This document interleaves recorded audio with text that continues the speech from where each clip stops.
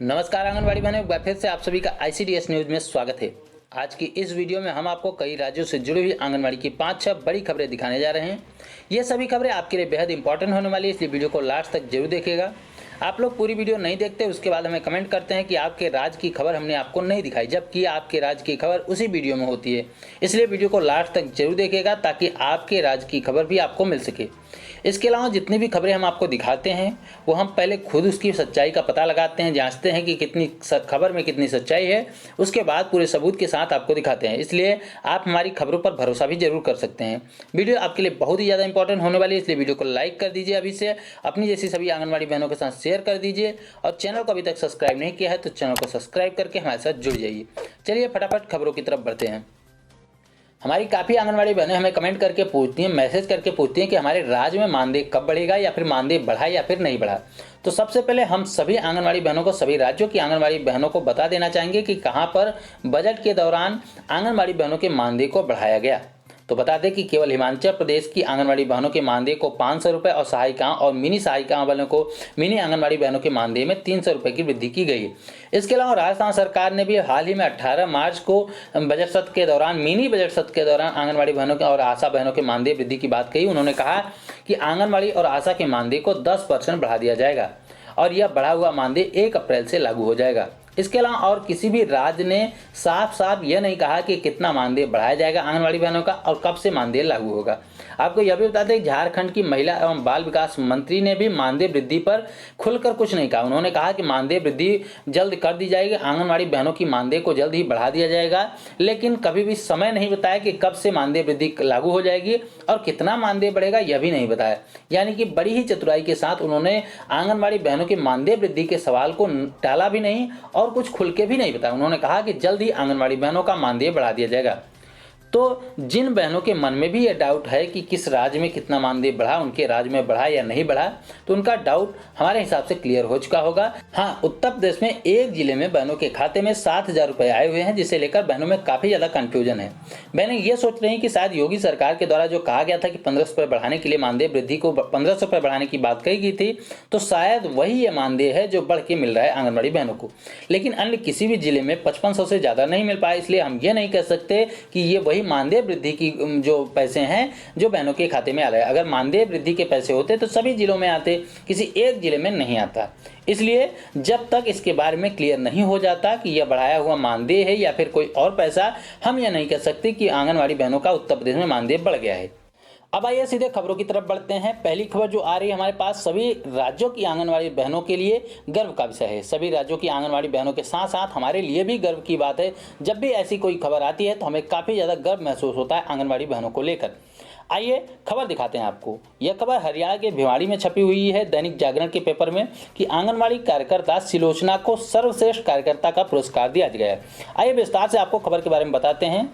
सहरायपुर आंगनबाड़ी कार्यकर्ता सिलोचना लांबा को सरकार और विभागीय कार्य योजनाओं पर बेहतर कार्य करने के लिए सर्वश्रेष्ठ कार्यकर्ता का पुरस्कार दिया गया।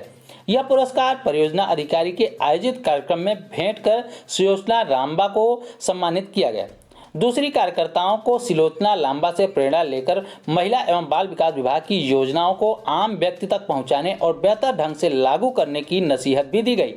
परियोजना अधिकारी पंडिता गोस्वामी ने बहल में कहा कि आयोजित कार्यक्रम के दौरान आंगनबाड़ी कार्यकर्ता सिलोचना लांबा के द्वारा आंगनबाड़ी सेंटर पर सुबह 9 बजे से लेकर शाम के 3 बजे तक निरंतर लगातार ड्यूटी देने और प्रधानमंत्री मातृत्व वंदना योजना और उसके साथ ही साथ आपकी बेटी अपनी बेटी कार्यक्रम में 100% भागीदारी के लिए भी सराहपुरे में आंगनबाड़ी कार्यकर्ता सिलोचना लांबा को बेस्ट वर्कर का पुरस्कार देकर सम्मानित किया गया। यह हमारी सभी आंगनबाड़ी बहनों के लिए गर्व का विषय है कि हमारी आंगनबाड़ी कार्यकर्ताओं को ऐसे पुरस्कार भी दिए जाते हैं। आपको यह भी बता दें कि जो हरियाणा सरकार है वो आंगनबाड़ी बहनों को एक सम्मानजनक मानदेय भी देता है। 11,829 रुपये, लगभग 12,000 के आसपास उनके मानदेय को दिया जाता है। यानी कि ये काफ़ी ज़्यादा सम्मानजनक है अन्य राज्यों से अगर तुलना किया जाए। वहीं इस प्रकार के सम्मान भी दिए जाते हैं आंगनबाड़ी बहनों को, तो काफ़ी सराहनीय काम कर रही है हरियाणा सरकार।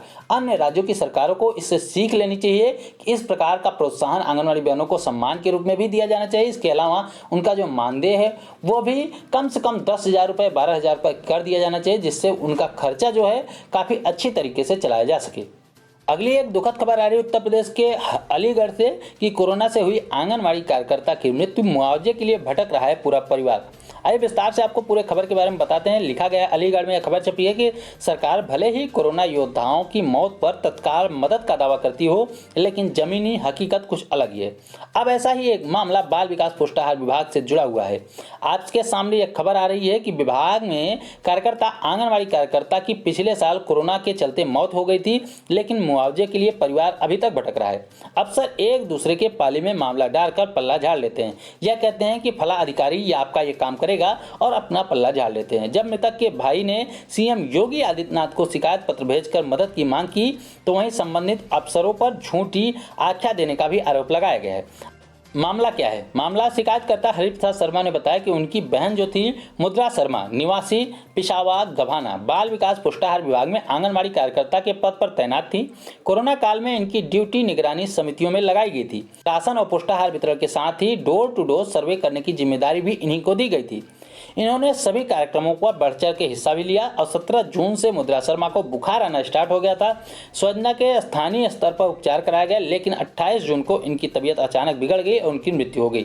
इसके बाद इनके जो अधिकारी हैं, जब ऊपर से सरकार की तरफ से कहा जाता है कि जितने भी लोगों की जिन भी राज्यों में कोरोना की वजह से अगर मृत्यु होती है, आंगनबाड़ी कार्यकर्ता की मृत्यु होती है या फिर किसी स्वास्थ्य कर्मी की मृत्यु होती है, किसी भी फ्रंटलाइन वर्कर की मृत्यु होती है, तो उसको मुआवजे के रूप में 50 लाख रुपए का बीमा दिया जाएगा।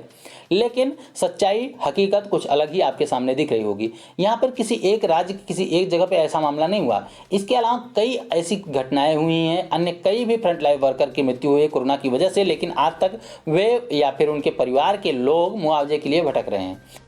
तो हम उत्तर प्रदेश सरकार के साथ साथ अन्य राज्यों की सरकारों से भी मांग करते हैं कि जितने भी फ्रंटलाइन वर्कर, जिसमें हमारी आंगनवाड़ी कार्यकर्ताएं भी आती हैं, अगर उनकी किसी भी कोरोना की वजह से सर्वे के दौरान या फिर कार्य करने के दौरान कोरोना की वजह से मृत्यु हो गई है, तो उनके लिए जो मुआवजे की राशि निर्धारित की गई है केंद्र सरकार और राज्य सरकारों की तरफ से, वो उनको उपलब्ध कराने की कृपा की जाए, ताकि उनके परिवार का आगे खर्चा चल सके, आगे उनका परिवार सही तरीके से काम कर सके।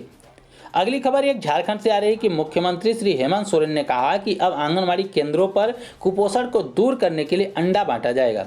उन्होंने कहा कि राज्य सरकार कुपोषण को दूर करने के लिए लगातार प्रयास कर रही है, जिसके मद्देनजर आंगनवाड़ी केंद्रों में और सरकारी स्कूलों में सप्ताह में 3 दिन अंडा देने पर विचार किया जा रहा है और जल्द ही आंगनवाड़ी केंद्रों में और सरकारी स्कूलों में सप्ताह में 3 दिन अंडे का वितरण किया जाएगा।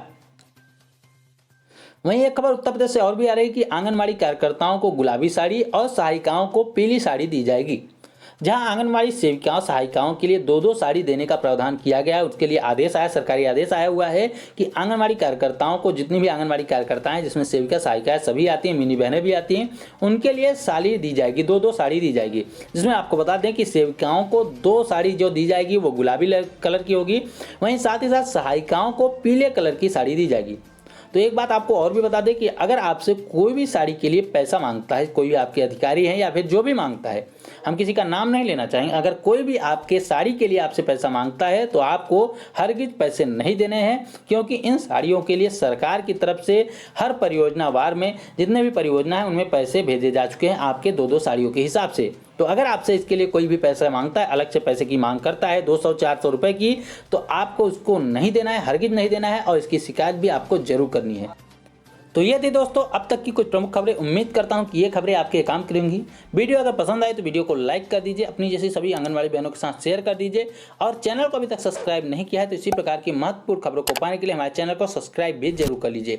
इस वीडियो में इतना ही, फिर मिलेंगे अपनी नई वीडियो में कुछ नई खबरों के साथ। तब तक के लिए नमस्कार, जय हिंद।